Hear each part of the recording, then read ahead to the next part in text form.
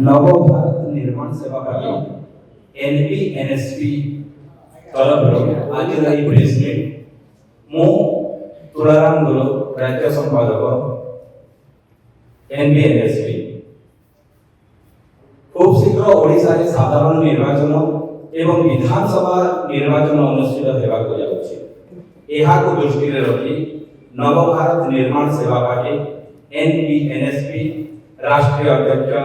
माननीय डॉक्टर बोमाली कांता राव समस्त लोकसभा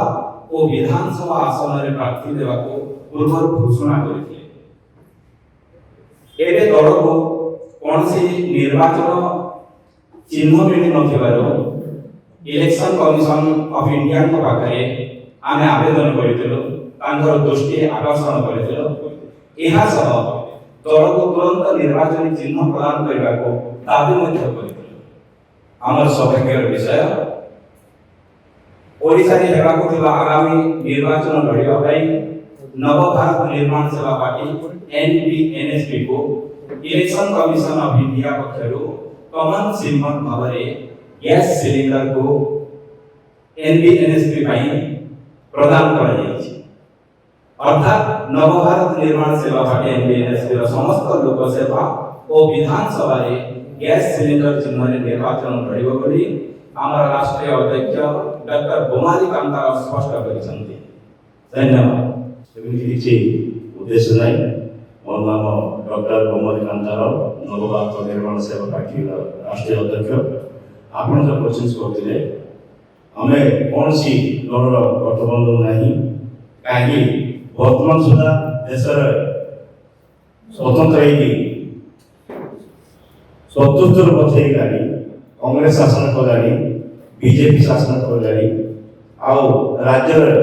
बीजेडी भी शासन कलानी कौन सी दल साधारण जनता कौन सी समाधान करना अधिकार देना तेणी आम कौन से दल संग गठबंधन नहीं जो दल आम एका लड़ाई करूँ संविधान अधिकार जहाँ अच्छी संविधान में समस्त समान अधिकार पाइबा नव भारत निर्माण सेवा पार्टी मुख्य उद्देश्य और मुख्य लक्ष्य।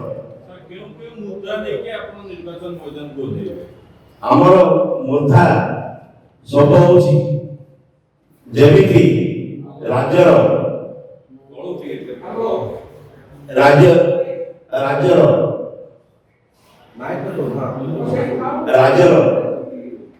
जमीती लोक जो मौलिक अधिकार पाइबा कथा जमी समस्त पाइबा कथा प्रत्येक घर को आम 2 एकरा जमी देवाई प्रस्तुत करूँ जो माने गरीब मान जो माने कि 500 टका पाँच कथा आम 2000 टका बता देवाई प्रस्तुत नहीं जोड़ा कि गरीब लोक मैंने आराम से चढ़ी पारे बेकार समस्या को दूर करने प्रत्येक घर को गोटे चाकरी देवा व्यवस्था रखाई आ बेकार भत्ता 3000 और 5000 टकार बेकार भत्ता रखाई आ जो माने 5 केजी चाउल पाउछंती हमर प्रति गरीब परिवार को जो माने अछंती परिवार साधारण वर्ग को 10 किलो चाउल आ जो माने अन्य वृद्धा वृद्धि अछंती से मन 40 केजी चाउल देवा पई हमर स्थान रखाई जोड़ा कि देशर जो माने गरीब अछंती जो गरीब पई देशर जेतिकी संपद अछि जो माने पाइबा कथा आज पर्यंत पाइनांती कोन पाइनांती जमी जंगल संपत्ति जेतिकी जो माने 10% लोक पाखरे जेतिकी संपत्ति मारी बसुती 90 भाग लोक जो गरीब अछंती से गरीब को ए धनर संपत्ति बांटिबा पई एई पार्टीर मुख्य उद्देश्य और मुख्य लक्ष्य। प्रस्तुति किमि आरंभ हेलानी निर्वाचन पई वर्तमान हमें 147 एमएलए 21 एमपी देवा पे हमें प्रस्तुत करछु। वर्तमान और ओडिशा रो ए योजना ता संगे संगे हमरो देश रे भी केतरा राज्य रे हमें एमपी सीट भी देवा जाउछु तेणी आगामी दिन रे राज्य रो ओडिशा राज्य रो 147 एमएलए देबो आ 21 एमपी देवा पे हमें इस्तार तैयार करछु। सर कोटी 300 समस्त वस्तु खाना आगे आपन नेशनल पार्टी नेशनल पार्टी पूरा ऑल इंडिया बेसिस रे ऑल दल इंडिया बेसिस दउछु। ओडिसा रे कोटी कोटी आपनकर संगठन अछि और केते लोक अछंती आपन घरे ଶୁଣନ୍ତୁ ଆମର ହଉଛି ଏଇ ଦଳ ହଉଛି 4 ବର୍ଷ ରିଜିଷ୍ଟ୍ରେସନ ହେଇକି ସଂଗଠନ ଅଲ୍ ଓଡ଼ିଶାରେ କରୁଛୁ। କୋଉଠି ହାଇ ଲେଭେଲ ନାହିଁ କୋଉଠି ଲେଭେଲ ଅଛି ସଂଗଠନଟା ଆରମ୍ଭ କରୁଛୁ। ଦେଶରେ ବି ତେଲେଙ୍ଗାନାରେ ବି ଗତ ଥର ଆମେ ଦେଇଥିଲୁ, ଏବେ ଆନ୍ଧ୍ରରେ ବି ଦଉଛୁ, ଅନ୍ୟାନ୍ୟ ଷ୍ଟେଟ୍ ବି ଦେଇଛି ଆସୁ ଅନ୍ୟାନ୍ୟ ସିମ୍ବଲ ବି ଆମେ ପାଇଛୁ। गोटे निर्वाचन समय आरंभ होछि ता भितरे पुणी एबे एबे आपनकर एठी दल को आरंभ करूछन्ती तेणु करी कि ए घटना नियत माने को मुद्दा को लेकी जिबे जोटा कि बाकी अलगा लोक माने लोक को आकृष्ट करिवे ना आपन पाखे दल पाखे सेती लोक अछन्ती मेंबर अछन्ती जे दल को लेकी प्रचार करि परिवे। ଶୁଣନ୍ତୁ ଦଳ କେବେ ମେମ୍ବର ନ ଥାନ୍ତି, ମେମ୍ବର ତିଆରି ହୁଅନ୍ତି। ଯେମିତି କି ଲୋକଙ୍କର ଯୋଉ ସମସ୍ୟା ଗୁଡ଼ାକ ଅଛି, ଯୋଉ ସମସ୍ୟା ଗୁଡ଼ାକ ଯଦି ଆମେ ନେଇ ଯିବା, ବର୍ତ୍ତମାନ ଯାହା ପାଖରେ ଜମି ଅଛି ସେ ଜମି ଚାଷ କେହି କରିପାରୁନି। ଯୋଉମାନେ କରୁଛନ୍ତି ଗରିବମାନେ ଜମି କରୁଛନ୍ତି, ଚାଷ କରୁଛନ୍ତି, କିନ୍ତୁ ଜମି ପ୍ରକୃତ ଚାଷ କରିବା ଉପରେ ଜମି ଅଛି ନାହିଁ। କାହା ପାଖରେ ଜମି ଅଛି ସେ ଚାଷ କରୁନଥିବ, ସେ ଜମି କୋଉଠି ଅଛି 100 ଏକର ଜମି ତା ପାଖରେ ଥିବ, ସେ ଜମି କୋଉଠି ଜାଣିନଥିବ, ସେ ଚାଷ କରୁଛି, ସେ ପାଇଲା କରୁଛି। ଯଦି ସେ ଜମି ମାନେ ଯଦି ଆମ ପାର୍ଟି 2-3 ଏକର ବାଣ୍ଟିବା ଆମ ପାଖରେ ସେ ସଂଗଠନ ତିଆରି ହେଇଯିବ। केते लोक अछन्ती आपन केमती लोकन पाखे पहुंची परिवे ଯାହା ଅଛି ଆପଣ ବି ଜାଣିଥିବେ ଦେଶରେ ସମ୍ପତ୍ତି ଭରପୁର ହେଇକି ଅଛି, ଦେଶରେ ବହୁତ ଟଙ୍କା ପଡିକି ଅଛି, ଯୋଉମାନେ କଳା ଟଙ୍କା ରଖିକି ବି ଅଛନ୍ତି, ହଜାର ହଜାର କୋଟି ମାଲିକ ବି ଅଛନ୍ତି, ସେ ଟଙ୍କା କେମିତି ବାହାରିବ ଆପଣ ଜାଣିଛନ୍ତି। କିନ୍ତୁ ଆଜି ରାତିରେ ଦଳ ଗୁଡାକ ସେଇଟା କିଛି ନ ବାହାରି ଖାଲି 500 ଟଙ୍କା 5 ଦିନ ଚାଉଳ ନେଇକି ଦୋଆ ବୁଲଉଛନ୍ତି। ଯଦି ଆଲୋଚନା ସରକାର ବସେ ସେଇ ପଇସା କାହିଁ କେମିତି ବାଣ୍ଟି ପାରିବେ ଆପଣ କହୁନାହାନ୍ତି। आहुरी अनेक छोट छोट दल भी सेती अछन्ती किंतु समस्त केही भी ओडिसा रे सेती स्टैंड करनाती आपन केमती स्टैंड करिवे नहीं सब दल करिवे न करिवे मोर इच्छा नहीं। आपण भी सामाजिक है प्लीज अन्य माने काई कहले सेटा मु कहि परिबे मो दल मो उद्देश्य मु आसी मो दल काम मु करिबी जन जन करिवे न करिवे मोर से व्यक्तिगत संबंध। ता फुल पेज रे दल केबेटू प्रचार मैदान को ओलोछि हमर फुल पेज रे वर्तमान हम ओदैछु किंतु प्रचार चाची जेति का हमर दुआ दल जनसंख्या हमर जेति आशा करता सेति आसोटी हम जेति बात सेति करि हम चालुछु आरंभ करिछु चली ओडिसा रे कोटी कोटी आपनकर सीट दउछन्ती आमे वर्तमान बालेश्वर बाजापाड़ सुंदरगढ़ झारसुगुड़ा रायगड़ा एमती केते कोठर निर्दिष्ट भाव फिक्स हो जाइछि। आगामी दिन में ए दलर जहाँ जिला गुड़ाक आम निष्पत्ति नहीं कोट कोटी कैंडिडेट देवाई अलरेडी हम सब जिन आसिक दरखास्त देइछन्ति किंतु से दरखास्त अनुसार आम किए सेठी जितुवा कैंडिडेट अछि किबा वोट संख्या अधिक आसबाक अछि ताई काम देइछि। मनर कथा मु कहि पारिबे नै आम दल आपन कोशिश करे वर्तमान समस्या गुड़ाक अछि समस्या लोकଙ୍କର अधिकार पाइबार अछि। आपण माने जो माने सामाजिक में रहंतु आ अन्य चाकरी जीवन रहंतु कि बेकार समस्या रहंतु सब समस्या अछि से समस्या के नहीं कि हम जो लड़ाई करिबो किछि ना किछि आमे सक्सेस होबो जदि नहि पारे आगामी दिन में सक्सेस होबो। एई दल अछि छोट दल नुआ जन्म होइछि से दल बड़ा पाई भी हम सुযোগ दरकार अछि से अनुसार हम मुख्यमंत्री चेहरे कोन सर मुख्यमंत्री चेहरे मुख्यमंत्री सेना सेमती किछि आमे निष्पत्ति बीजेपी सेवनकर आगे तैयारी होइछन्ति मोदी तैयारी चालछि देशर शासन चलैछन्ति ओडिसा नवीन पट्टनायक तांकर बापा नाथे चलैछन्ति हमर कोन से बापा मा ना करी हम जे निज दल कहू एई दलर मुख्य उद्देश्य मुख्य लक्ष्य जे भी मुख्यमंत्री रही पारे जे माने ठीक लोक पाई काम करि पारबो लोक रोजगार पाई पारबो जदि हमर संख्या कि चास पाइबो आमे मुख्यमंत्री जे ए राज्य में बहुत काम करि पारबो जो आज माइनिंग आरंभ कर जेति कि लूट चंदी ताक समाज दे कर पाबो ताके मुख्यमंत्री कैंडिडेट आमे निष्पत्ति देई पारबो आपन सामने ही दे ए पुटी शेष कथा ओडिसा रे बीजेडी बीजेपी दुईटी दल तांकू आपनकर दल किसी प्रभाव पकई पारिबो किबा तांकू प्रभावित कला बळे भी आपण किछि एतक निर्वाचन रे आपनक दल सेमति किछि आखि दुसिया देई परियो स्टेप आपण ठीक कथा कहछन्ती जो दल बड़ बड़ दल ताकर मध्य अवसर भोट किनि दिछन्ती 500 टका 2000 टका दे भोट किनि दिछन्ती आमे प्रभाव पकाइबा पय हमर गोटे अवसर ଗରିବ ଲୋକଙ୍କୁ ସମସ୍ତ ସମାନ ଅଧିକାର ଦେବାଟା ହେଉଛି ଆମର ପ୍ରଭାବ। ଯୋଉ ପ୍ରଭାବ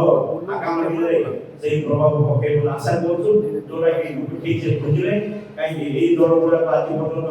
କୌଣସି ଲୋକଙ୍କର ଅଧିକାର ଦେଇନାହାନ୍ତି, ଶୋଷଣ କରୁଛନ୍ତି, ଦୁର୍ନୀତି ଚାଲିଛି, ଅତ୍ୟାଚାର ଚାଲିଛି। ଆଉ ଯାହା ଚାଲିଛି ଆପଣମାନେ ସାମ୍ବାଦିକ ମାନେ ସବୁ ଦେଖୁଛନ୍ତି, ଆପଣମାନେ ଜାଣିଛନ୍ତି। ତେଣିକି ତାକୁ ବିରୋଧ କରିକି ଯେତିକି ଦିନ ଆମେ ଆଗେଇ ଯାଉଛୁ, ସେ ଆପେ ଆପେ ଆପଣମାନେ ସମାଜରେ ବୁଝିବେ, ଆମ ଦଳକୁ ସହଯୋଗ କରିବେ ବୋଲି ଆମେ ଆଶା କରୁଛୁ। ହଁ, ମୁଁ ହଉଛି ସୂର୍ଯ୍ୟକାନ୍ତ ଦାସ ମହାପାତ୍ର, ଓଡ଼ିଶା ହାଇକୋର୍ଟର ଆଇନଜୀବୀ। ମୁଁ ଶ୍ରୀ ସୂର୍ଯ୍ୟକାନ୍ତ ଦାସ ମହାପାତ୍ର, ଓଡ଼ିଶା ହାଇକୋର୍ଟର ଆଇନଜୀବୀ ଏବଂ ନବଭାରତ ନିର୍ମାଣ ସେବା ପାର୍ଟିର ସାଧାରଣ ସମ୍ପାଦକ, ଓଡ଼ିଶା ରାଜ୍ୟର ସାଧାରଣ ସମ୍ପାଦକ।